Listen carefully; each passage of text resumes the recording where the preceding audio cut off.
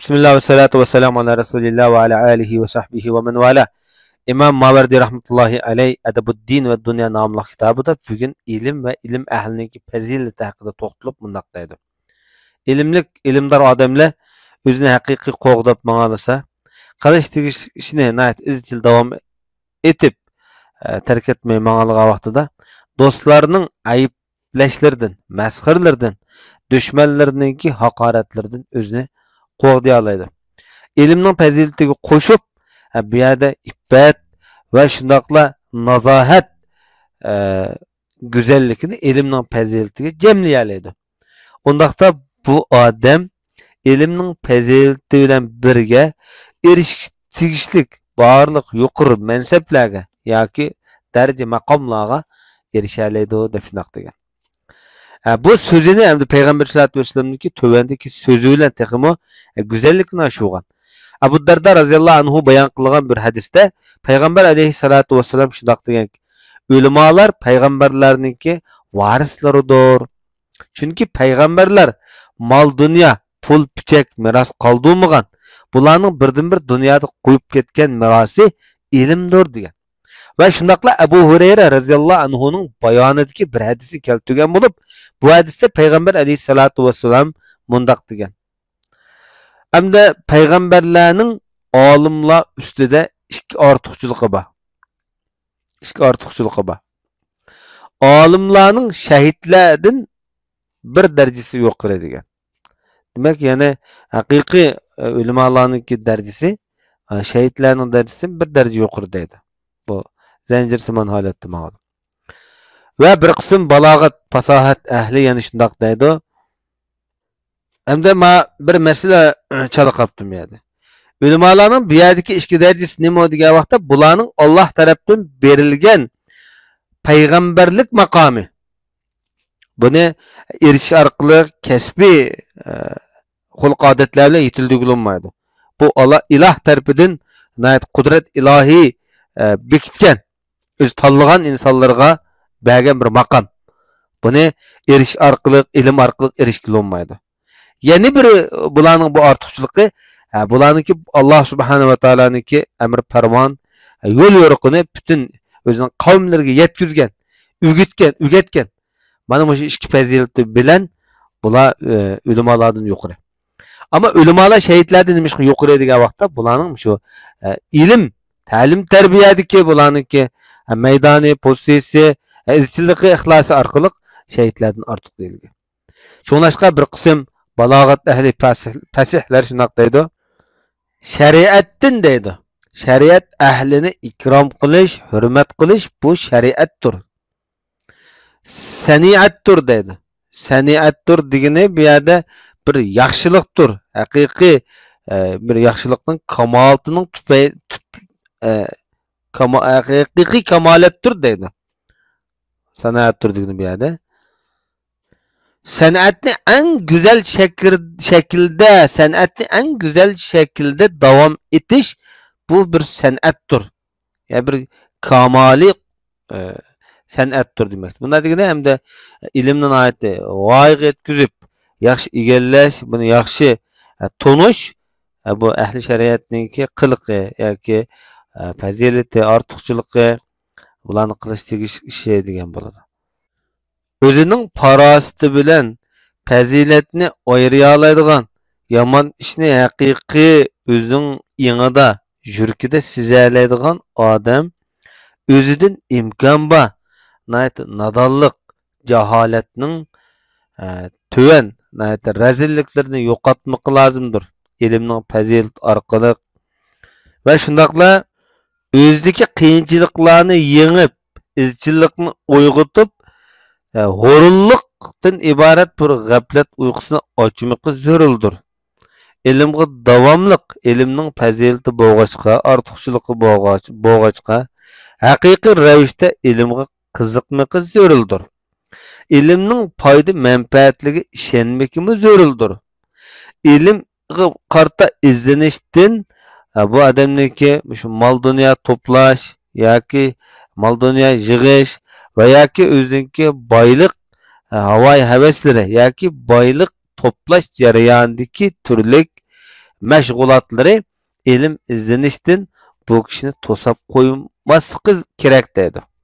Va shundaqla bu odamning ma'lum jamiyatdagi o'rni darajasining yuqoriligimi ilm egallashdan to'sab qo'ysa bu noloyiq ishdir.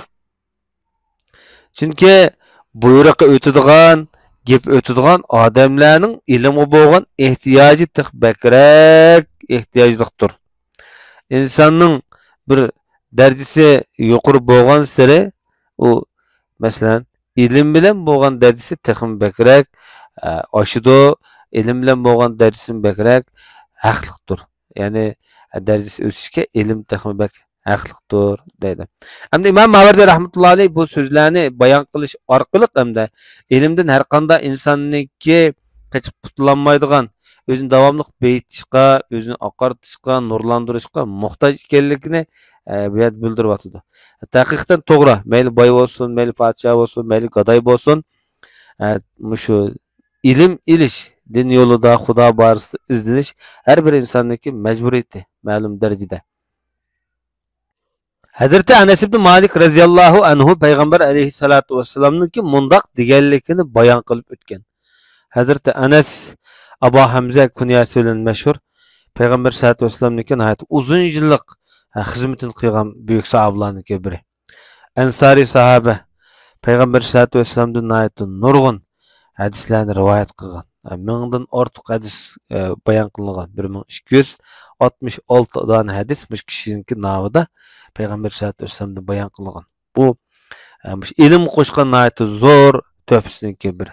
Onundan başqa payg'ambar sallallohu alayhi vasallam bu kishini nihoyat ko'p duo qilgan. Sahobalar ichida eng ballar ko'p sahobalarniki biri bu.